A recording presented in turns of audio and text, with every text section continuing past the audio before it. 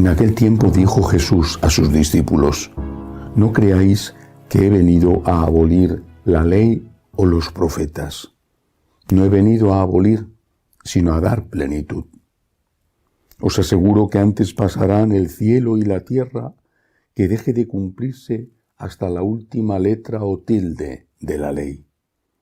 El que se salte uno solo de los preceptos menos importantes y se lo enseñe así a los hombres, será el menos importante en el reino de los cielos. Pero quien los cumpla y enseñe será grande en el reino de los cielos. Palabra del Señor. Gloria a ti, Señor Jesús. ¿A qué se refiere Jesús con esto de que no ha venido a abolir la ley y los profetas, sino a dar plenitud? Se refiere a aquellas minuciosísimas leyes, preceptos que tenían que practicar los fariseos. Por ejemplo, no podían cocer, usar el mismo fogón ni la misma olla para cocer carne y leche, porque la leche procedía de la carne aunque no fuera de ese mismo animal. Se refiere a la ley del sábado, por la que no podían andar más que determinados pasos. Se refiere al hecho de que no se podía comer determinados alimentos como los que procedían del cerdo. Es evidente que no. Y es evidente que no porque él practicó todas esas cosas. No sabemos si comió o no comió cerdo, pero sí sabemos que él violó aquella estricta ley del sábado y en varias ocasiones además. Por lo tanto, ¿a qué se refiere nuestro Señor? Cuando los judíos hablan de ley, la ley no son los preceptos de los fariseos. La ley son los 10 mandamientos de Moisés. Eso es la ley.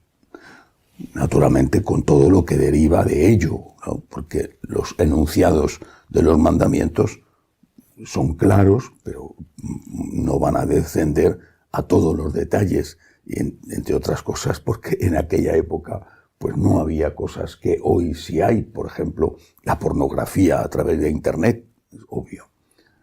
Los profetas son los, más que mandamientos, las enseñanzas, los preceptos que a través de ellos, a través de los profetas, Dios dio al pueblo de Israel. Por ejemplo, cuando dice que prefiere misericordia a sacrificios. Esas enseñanzas están ahí contenidas, todas ellas en el mensaje que nosotros, los católicos, asumimos del Antiguo Testamento. Forman parte también de nuestros preceptos dogmáticos y morales. Y no podemos decir que porque son antiguos tienen que olvidarse. Son para nosotros unos puntos que no son solo opiniones o solo elementos a considerar, sino que son obligaciones. Y hacemos bien en examinar nuestra conciencia por los 10 mandamientos. Son un punto básico para el examen de conciencia. Nos indican el mal que podemos cometer. Lo que pasa es que el propio Jesús dice que ha venido a llevarlo a plenitud. No a derogar, sino a plenitud, o sea, a ampliar. Dicho de otra forma, los preceptos morales de Jesús son más exigentes que los preceptos de los judíos, aún suprimiendo esas minuciosas normas que tenían que observar los fariseos. Son más exigentes. Y lo son porque los 10 mandamientos están formulados de manera negativa. No hagas, no mates, no robes, no mientas, no hagas. No hagas el mal. Mientras que Jesús lo que hace es llevarlo a la plenitud, formulándolo de manera positiva. No basta con no hacer el mal, tienes que hacer el bien. Esa es la plenitud. No hagas el mal, haz el bien.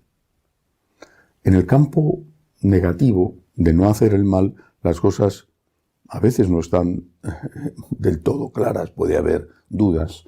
Por ejemplo, la elección del mal menor, pero están bastante claras. En cambio, en el campo positivo, haz el bien, las cosas no están tan claras. Haz el bien. ¿Cuánta limosna tengo que dar? Tengo que dar todo de limosna y no quedarme yo con nada para sobrevivir habiendo tanta necesidad como hay. Haz el bien.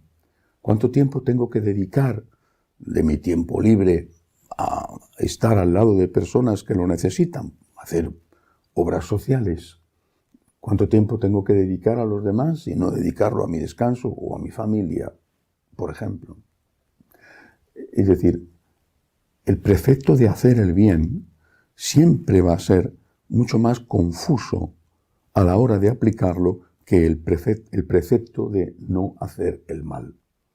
Aún así, aunque en muchos momentos pongamos tener dudas, pues aún así tenemos que intentar cumplirlo. Nosotros que no franciscanos de María tenemos una norma, digamos una idea que nos ayuda a tener algo más claro este precepto de hacer el bien. Haz el bien posible, no el bien imposible. Yo no puedo acabar con el hambre en el mundo. Pero yo tengo que dar limosna. No puedo acabar con el hambre del mundo, pero puedo acabar con el hambre de una persona. La Madre Teresa de Calcuta decía, yo sé que lo que estoy haciendo es apenas una gota de agua en un desierto, pero eso da sentido a mi vida. El bien que nosotros hacemos, y no me refiero solo a la limosna, el bien que nosotros hacemos es muy poca cosa. Pero a veces simplemente porque no podemos más, porque no somos dioses, porque no tenemos todo el dinero del mundo, porque no podemos más. Pero ese bien tengo que hacerlo. Y si cada persona hiciera el bien posible, si todos los días nos levantáramos los católicos diciendo, voy a hacer hoy todo el bien que pueda hacer, no el que no puedo hacer, no el que está más allá de mis posibilidades, hoy voy a hacer el bien que puedo hacer. A nuestro alrededor se generaría una oleada de buenas acciones. Cuando alguien se siente querido, posiblemente quiere, no siempre. Algunos abusan del amor que reciben, pero posiblemente quieren. Por eso, no hagamos el mal y hagamos el bien posible, todo el bien que podamos hacer.